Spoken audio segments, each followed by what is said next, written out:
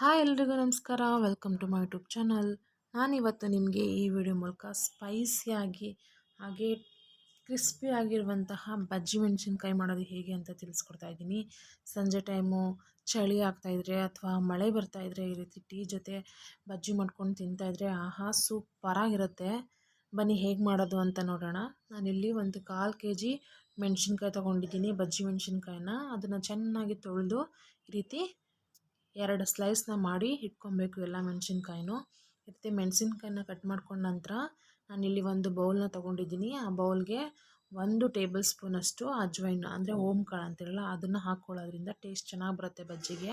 ಹಾಗೆ ಒಂದು ಅರ್ಧ ಟೇಬಲ್ ಸ್ಪೂನಷ್ಟು ಜೀರಿಗೆ, ಮತ್ತು ನೀವು ಖಾರಕ್ಕೆ ಎಷ್ಟು ಬೇಕಷ್ಟು ತೊಗೊಳ್ಳಿ. 2 ಅಥವಾ 1 ಟೇಬಲ್ ಸ್ಪೂನಷ್ಟು ಖಾರದ ಪುಡಿ, ಹಾಗೆ 1 ಟೇಬಲ್ ಸ್ಪೂನಷ್ಟು ಶುಂಠಿ ಬೆಳ್ಳುಳ್ಳಿ ಪೇಸ್ಟು, ಮತ್ತು ಸ್ವಲ್ಪ ಸೋಡಾ, ಸ್ವಲ್ಪ ಹಾಕ್ಕೊಳ್ಳಿ ಸೋಡಾನ. ಹಾಗೆ 2 ಟೇಬಲ್ ಸ್ಪೂನಷ್ಟು ಅಕ್ಕಿ ಹಿಟ್ಟನ್ನ ತೊಗೊಳ್ಳಿ, ಮತ್ತು 2 ರಿಂದ 3 ಬೌಲು ನಿಮಗೆ ಎಷ್ಟು ಅಳತೆ ಪ್ರಮಾಣದಲ್ಲಿ ಬೇಕೋ ಆ ಅಳತೆನಲ್ಲಿ ನೀವು ಕಡಲೆ ಹಿಟ್ಟನ್ನು ಸೇರಿಸ್ಕೊಳ್ಳಿ. ಈ ರೀತಿ ಎಲ್ಲ ಇಂಗ್ರೀಡಿಯೆಂಟ್ಸ್ನು ಹಾಕೊಂಡ ನಂತರ ಚೆನ್ನಾಗಿ ನೀವು ಕೈಯಿಂದ ಫಸ್ಟು ಕಲಿಸ್ಕೊಬೇಕಾಗುತ್ತೆ. ಎಲ್ಲ ನೀಟಾಗಿ ಅದು ಮಿಕ್ಸ್ ಆಗಬೇಕು. ಇಲ್ಲಿ ಶುಂಠಿ ಬೆಳ್ಳುಳ್ಳಿ ಪೇಸ್ಟ್ ಹಾಕೋದ್ರಿಂದ ಟೇಸ್ಟು ತುಂಬಾ ಚೆನ್ನಾಗಿ ಬರುತ್ತೆ. ನೀವು ಒಂದ್ಸರಿ ಟ್ರೈ ಮಾಡಿ. ಓಕೆ, ಈ ರೀತಿ ಎಲ್ಲನೂ ಚೆನ್ನಾಗಿ ಕಲಿಸ್ಕೊಂಡು ನಂತರ ಸ್ವಲ್ಪನೇ ನೀರನ್ನು ಹಾಕ್ಕೊಂಡು ನೀವು ಚೆನ್ನಾಗಿ ಮಿಕ್ಸ್ ಮಾಡ್ಕೊಬೇಕು. ಹಿಟ್ಟಲ್ಲಿ ಯಾವುದೇ ರೀತಿ ಗಂಟುಗಳು ಉಳ್ಕೊಬಾರ್ದು. ಆ ರೀತಿ ಚೆನ್ನಾಗಿ ಹದವಾಗಿ ಕಲಿಸ್ಕೊಬೇಕಾಗತ್ತೆ. ಇವಾಗ ಸ್ವಲ್ಪನೇ ನೀರನ್ನು ಹಾಕ್ಕೊಳ್ತಾ ಈ ರೀತಿ ಹದವಾಗಿ ಕಲಿಸ್ಕೊಂಡಿದ್ದೀನಿ. ನೋಡ್ತಾ ಇರ್ಬೋದು. ಇಲ್ಲಿ ಹಿಟ್ಟು ತೆಳುವೇ ಇರಬಾರ್ದು, ಹಾಗೆ ಗಟ್ಟಿನೂ ಇರಬಾರ್ದು. ಈ ರೀತಿ ವಿಸ್ಕರಲ್ಲಿ ಚೆನ್ನಾಗಿ ಬೀಟ್ ಮಾಡ್ಕೊಳ್ಳಿ, ಗಂಟಿಲ್ದ ರೀತಿ. ನೋಡಿ, ಈ ಅದಕ್ಕಿದೆ ಹಿಟ್ಟು ಇವಾಗ ಕರೆಕ್ಟಾಗಿದೆ ಹದ. ಇವಾಗ ನಾನು ಇದನ್ನು ಒಂದು ಲೋಟಕ್ಕೆ ಹಾಕ್ಕೊಳ್ತಾ ಇದ್ದೀನಿ.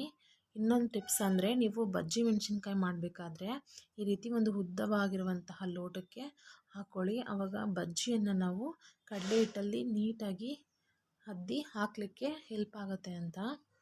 ಈ ರೀತಿ ಲೋಟದಲ್ಲಿ ನೋಡ್ಬೋದು ನೀವು. ಈ ರೀತಿ ಮೆಣಸಿನ್ಕಾಯಿನ ಚೆನ್ನಾಗಿ ಅದ್ದಿ ನಾವು ಎಣ್ಣೆ ಬಾಣಲಿಲಿ ಹಾಕ್ಕೊತಾ ಇದ್ದೀನಿ. ಇವಾಗ ಇದನ್ನು ಚೆನ್ನಾಗಿ ನಾವು ಕ್ರಿಸ್ಪಿ ಆಗೋವರೆಗೆ, ಅಂದರೆ ಕಲರ್ ಚೇಂಜ್ ಆಗೋವರೆಗೂ ಚೆನ್ನಾಗಿ ಬೇಯಿಸ್ಕೊಬೇಕಾಗತ್ತೆ. ಕಲರೆಲ್ಲ ಚೇಂಜ್ ಆದ ನಂತರ ಇದು ಬೆಂದಿದೆ ಅಂತ. ಇವಾಗ ನೋಡಿ, ಬಜ್ಜಿ ರೆಡಿಯಾಗಿದೆ. ಅಕ್ಕಿ ಹಿಟ್ಟು ಹಾಕೋದ್ರಿಂದ ಕ್ರಿಸ್ಪಿಯಾಗಿ ಕೂಡ ಬರುತ್ತೆ. ಬಿಸಿ ತಿಂತಾಯಿದ್ರಂತೂ ತುಂಬಾ ಚೆನ್ನಾಗಿರುತ್ತೆ. ಟೀ ಅಥವಾ ಕಾಫಿ ಜೊತೆ ನೀವು ಸಂಜೆ ಟೈಮಲ್ಲಿ ಈ ರೀತಿ ಮಾಡ್ಕೊಳ್ಳಿ. ನೋಡಿ, ಬಜ್ಜಿ ರೆಡಿಯಾಗಿದೆ. ನೋಡ್ತಾ ಇದ್ದರೆ ಆಹಾ ತಿನ್ನಬೇಕು ಅನ್ನಿಸ್ತಾ ಇದೆ. ಈ ರೀತಿ ನೀವು ಉಳಿದಂತಹ ಬಜ್ಜಿಗಳನ್ನು ಕೂಡ ಎಣ್ಣೆಯಲ್ಲಿ ಕರೆದು ತಗೊಳ್ಳಿ. ನೋಡಿ, ಇವಾಗ ಸವಿಯಲು ಬಜ್ಜಿ ಸಿದ್ಧವಾಗಿದೆ. ಬಿಸಿಯಾಗಿ ಖಾರವಾಗಿತ್ತು.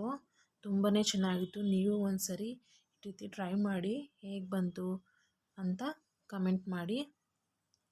ಯಾರೆಲ್ಲ ನಮ್ಮ ಚಾನಲ್ನ ಹೊಸ್ದಾಗಿ ನೋಡ್ತಾ ಇದ್ದೀರಾ, ಮರೀದೆ ನಮ್ಮ ಚಾನಲ್ನ ನೀವು ಸಬ್ಸ್ಕ್ರೈಬ್ ಮಾಡ್ಕೊಳ್ಳಿ. ಹಾಗೆ ಪಕ್ಕದಲ್ಲಿರುವಂತಹ ಬೆಲ್ ಐಕನ್ ಮೇಲೆ ಕ್ಲಿಕ್ ಮಾಡಿ. Thanks for watching.